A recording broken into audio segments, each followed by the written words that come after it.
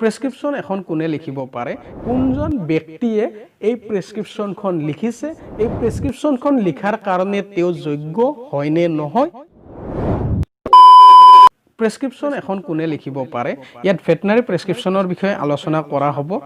যিসকল ছাত্ৰ ছাত্ৰীয়ে ভেটেনাৰি ৰিলেটেড কোৰ্স কৰিব বিচাৰে বা অলৰেডি কোৰ্সটো কৰি আছে তেওঁলোকে জানিব বিচাৰে যে ভেটেনাৰি মেডিসিন এটা কোনে প্ৰেসক্ৰাইব কৰিব পাৰে বা প্ৰেসক্ৰিপশন এখন কোনে লিখিব পাৰে আৰু যিসকলে পশুপালন কৰি আছে তেওঁলোকেও জানিব বিচাৰে যে এই মেডিসিনসমূহ কোনে প্ৰেসক্ৰাইব কৰিব পাৰে বা কোনে পশুধনক খোৱাবলৈ উপদেশ দিব পাৰে বা প্ৰেসক্ৰাইব কৰি দিব পাৰে বা কাগজ এখনত লিখি দিব পাৰে হেতু পশুপালন কৰি থকা ব্যক্তিসকলে জানিব বিচাৰে লগতে যিসকলে পেট এনিমেল পালন কৰি আছে তেওঁলোকেও জানিব বিচাৰে যে যিকোনো এখন ভেটেনাৰি প্ৰেসক্ৰিপশন বা যিকোনো এটা মেডিসিন কোনে প্ৰেসক্ৰাইব কৰিব পাৰে বা প্ৰেসক্ৰিপশন কোনে লিখিব পাৰে নমস্কাৰ মই ডক্টৰ কুলজিৎ কলিতা আপোনালোকে চাই আছে ভেট আছাম আজি এই ভিডিওটোত এই সকলোখিনি আলোচনা কৰা হ'ব আৰু এইখিনি ভালদৰে আলোচনা কৰিবৰ কাৰণে মই তিনিটা মেডিসিনৰ সহায়ত আপোনালোকক ভালদৰে বুজাই দিম যে কোনে প্ৰেসক্ৰাইব কৰিব পাৰে আপোনালোকে যদি মেডিসিন এটাৰ পেকেটত ভালদৰে লক্ষ্য কৰে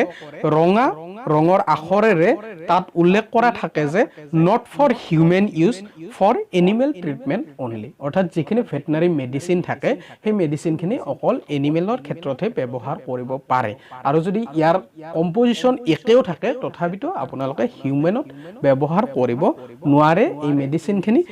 অনলি ফৰ এনিমেল ট্ৰিটমেন্ট আৰু এই মেডিসিনটোতে তলত আপোনালোকে দেখা পাইছে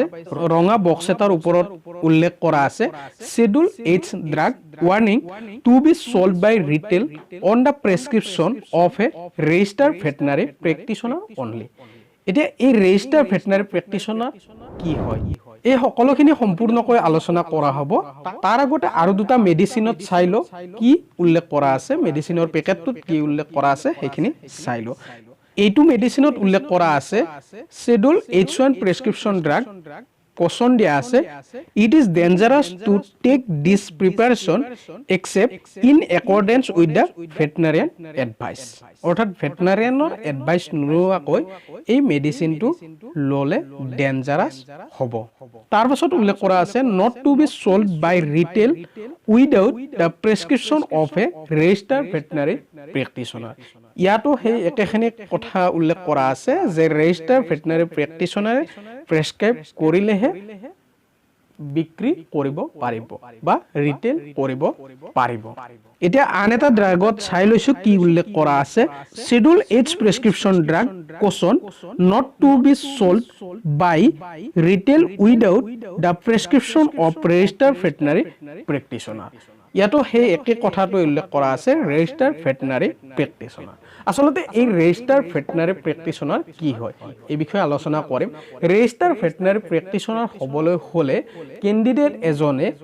বিভিএসসি অৰ্থাৎ ব্যাচেলৰ অফ ভেটেনাৰি সায়েন্স নাইবা BVSc and H bachelor of veterinary science and animal husbandry degree complete কৰাৰ পিছত ক্যান্ডিডেট জনে স্টেট ভেটেনাৰি কাউন্সিল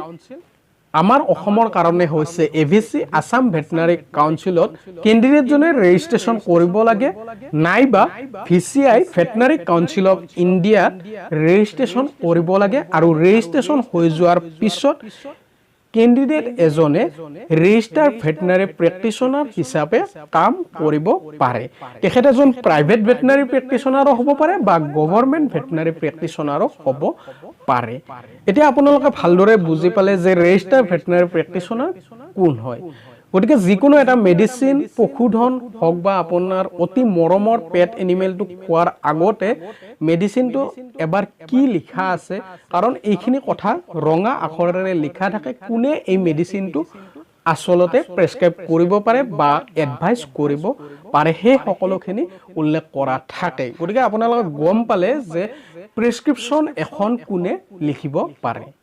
এটো হৈছে ৰেজিষ্টাৰ্ড ভেটেনাৰি প্ৰেক্টিশনাৰ আমি সচৰাচৰ গম পাও পশু চিকিৎসক বুলি বা এনিমেল ডক্টৰ বুলি বা ভেটেনাৰি ডক্টৰ বুলি এইখিনি আমি গম পাওঁ গতিকে আপোনালোকে সাৱধান হওক যিকোনো এখন প্ৰেছক্ৰিপশ্যন দেখাৰ আগতে আপোনালোকে জনাটো ভাল যে কোনজন ব্যক্তিয়ে এই প্ৰেছক্ৰিপশ্যনখন লিখিছে এই প্ৰেছক্ৰিপশ্যনখন লিখাৰ কাৰণে তেওঁ যোগ্য হয় নে নহয় এইটো আপোনালোকে ভালদৰে জানিহে নিজৰ অতি মৰমৰ পশুধন বা নিজৰ অতি মৰমৰ পেট এনিমেলটোক যিকোনো এটা মেডিচিন খুৱাব ধন্যবাদ